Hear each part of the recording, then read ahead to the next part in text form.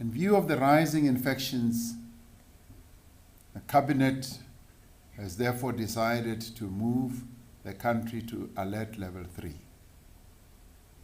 This will take effect later this evening once the regulations have been gazetted. The hours of curfew will start at 10 p.m. and end at 4 a.m. Non-essential establishments like restaurants, bars, and fitness centers will need to close by 9 p.m. to allow their employees and their patrons or customers to travel home before the start of the curfew. All gatherings will be limited to a maximum of 50 people indoors and 100 people outdoors. Where the venue is too small to accommodate these numbers with appropriate social distancing, then no more than 50% of the capacity of the venue may be used. The sale of alcohol from retail outlets for off-site consumption will only be permitted between 10 a.m. and 6 p.m. from Monday to Thursday.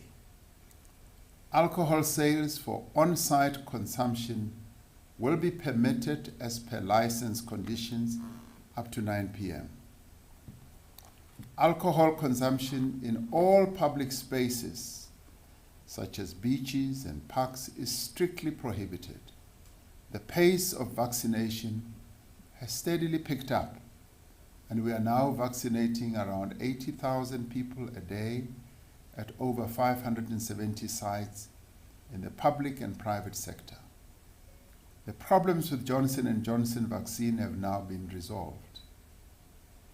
As a result of these problems, 2 million doses that had already been produced at the factory in Gqeberha, the Aspen factory, are unusable.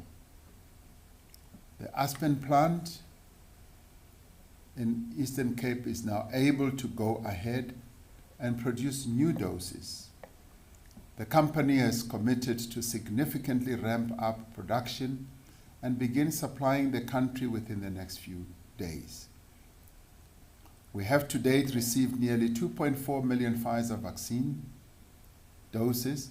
By the end of June, we expect to have received a total of 3.1 million Pfizer doses.